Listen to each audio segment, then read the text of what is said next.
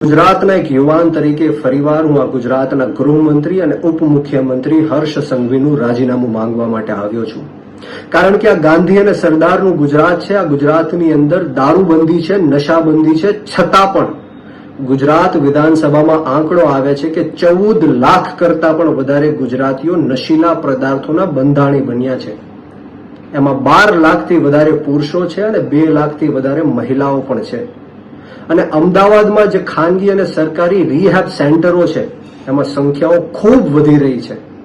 મહિને 600 700 લોકો લાઈનમાં ઊભા હોય છે।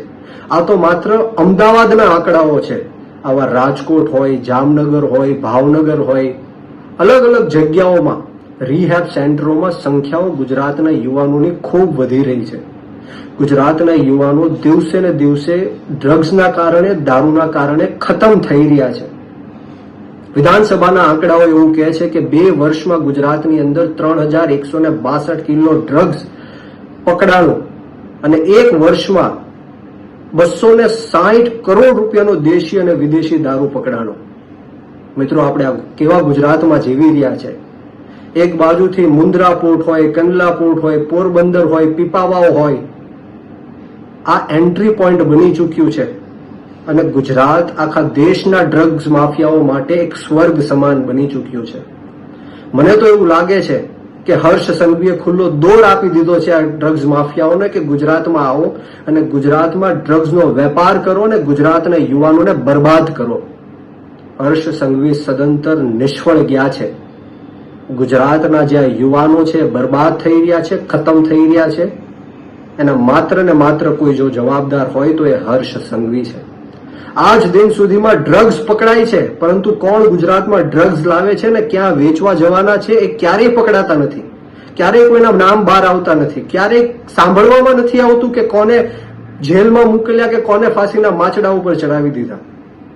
આ 100% એવું લાગી રહ્યું છે કે આમાં ભ્રષ્ટ પોલીસ અધિકારીઓ પણ ઇન્વોલ્વ છે અને ભ્રષ્ટ નેતાઓનું પણ આમાં ઇન્વોલ્વ છે। હું ગુજરાતની જનતાને પૂછવા માંગુ છું કે કેવા ગુજરાતમાં આપણે જીવી રહ્યા છીએ, જ્યાં એક બાજુ આપણા યુવાનો નોકરી માંગે છે ત્યારે નોકરી આપી નથી શકતા, પોલીસ આગળ એમને માર ખવડાવે છે, ખોટા કેસો કરે છે, જેલમાં નાખે છે, અને બીજી બાજુ એમનું ધ્યાન ભટકાવવા માટે ડ્રગ્સના રવાડે ચડાવે છે। આપણે સૌએ જાગૃત થવું પડશે, આપણી આત્મા જગાડવી પડશે। ડ્રગ્સ અને દારૂ બંધ થઈ શકે એમ છે, પરંતુ હાથે કરીને આ બંધ કરવામાં નથી આવતું, કારણ કે ગુજરાતની અંદર 1 વર્ષમાં 1 લાખ કરોડ કરતા પણ વધારે ડ્રગ્સ અને દારૂનો વેપાર થઈ રહ્યો છે અને ભ્રષ્ટ પોલીસ અધિકારીઓ અને ભ્રષ્ટ નેતાઓ પેટ ભરીને પૈસા કમાય છે। ત્યારે આપ સૌને હું વિનંતી કરવા માટે આવ્યો છું કે જાગો, તમારી આત્મા જગાડો। ક્યાં સુધી આપણે આ લોકોની ગુલામી સહન કરશું? અને આ વિડીયોના માધ્યમથી આ ગુજરાતના ગૃહમંત્રી અને ઉપમુખ્યમંત્રી હર્ષ સંઘવીને પણ કહેવા માંગુ છું કે થોડી પણ શરમ બચી હોય તો તાત્કાલિક ધોરણે રાજીનામું આપો અને ગુજરાતની અંદર જે કાયદો અને વ્યવસ્થાની સ્થિતિ કથળી રહી છે એને સંભાળો, નહીતર આવનારા દિવસોમાં આમ આદમી પાર્ટી સમગ્ર ગુજરાતની અંદર ગાંધી ચિંધ્યા માર્ગ ઉપર અને જરૂર પડે તો શહીદ આઝમ સરદાર ભગતસિંહના માર્ગ ઉપર પણ આંદોલન કરવાની અમારી તૈયારી છે। જય હિન્દ, જય ભારત, જય જય ગરવી ગુજરાત।